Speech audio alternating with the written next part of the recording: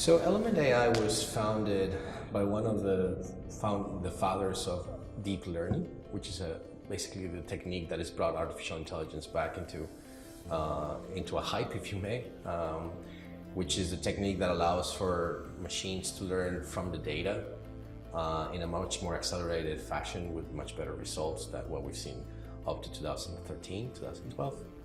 One of the founding fathers is Joshua Bengio. He created this lab out of the University of Montreal. And from that founding of the lab, we built a company on top of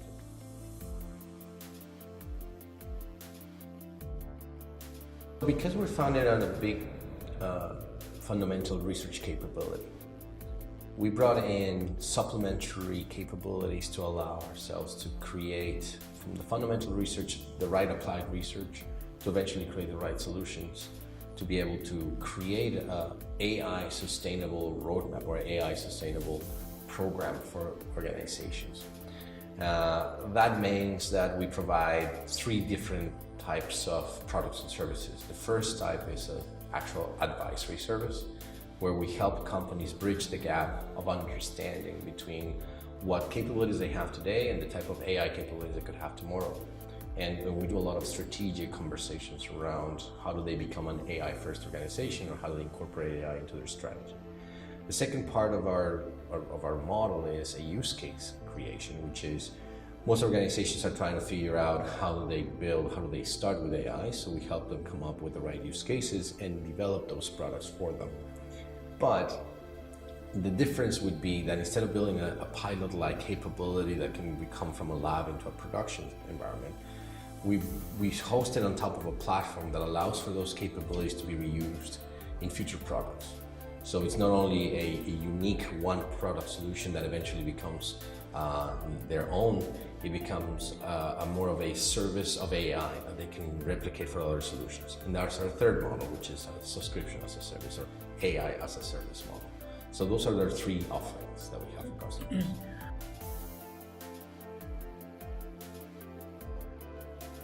There's a lot of AI organizations or initiatives that concentrate on just one part of AI. They do really good vision, they do really good machine learning, for example, but they only do it for one use case, which means they're looking at it from a very functional approach.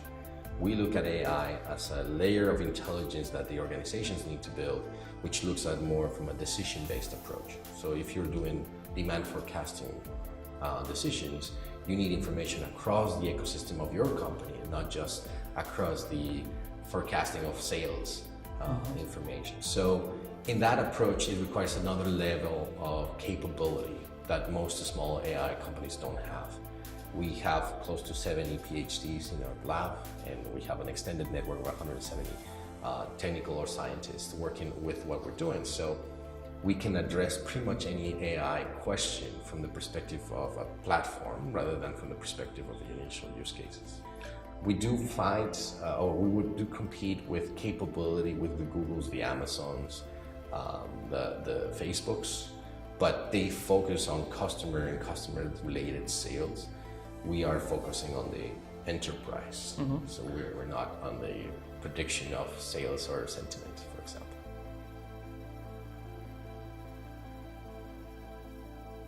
What differentiates us for some of these bigger companies is that we don't have a predatory model. We believe in creating an ecosystem, which means that we not only work with startups, we actually support startups in the ecosystem right from the beginning. We do have models where we either take shares or we take some joint consortium-like engagements commercially to be able to make sure that they grow. For us, it's not about becoming a conglomerate of AI, it's more about becoming embedded into the ecosystem of AI in wherever we play.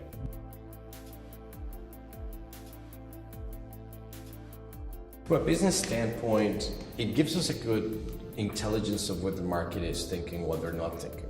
For us, what was valuable yesterday is get a good sampling of who came to talk to us. And we got good intelligence as to who the potential targets, not necessarily from what we are going after, but from what they're looking for are. We built our business in Singapore a lot from inbound interest, not necessarily outbound. We haven't even gone to talk to customers proactively. So this gives us a good sense of if we move to a point where we're ready to go and talk proactively, who's thinking about it, what are they talking about, what are they concerned with, so that it shapes a bit of our go-to-market strategy.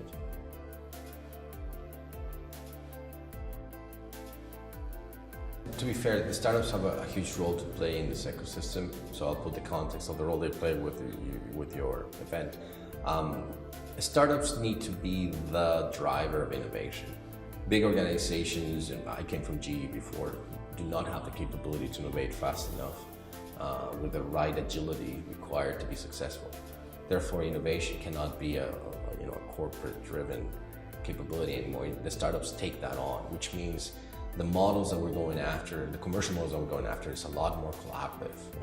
There's a lot of consortiums, joint ventures, special purpose vehicles. And in fostering those and understanding how they can be commercially relevant, even if they're a small company, they need to be in the ecosystem where the investors and the companies are. They need to be able, Halliburton is here, for example. Halliburton needs to understand that some of the innovation they're driving needs to be fostered through the ecosystem of startups.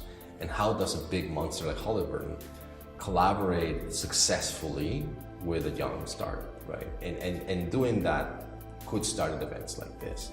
Conversations, even workout rooms where you actually start talking about ideation and potential for 1 + 1 = 3. So the future of startups is to understand how they augment the big established companies in their innovation capabilities.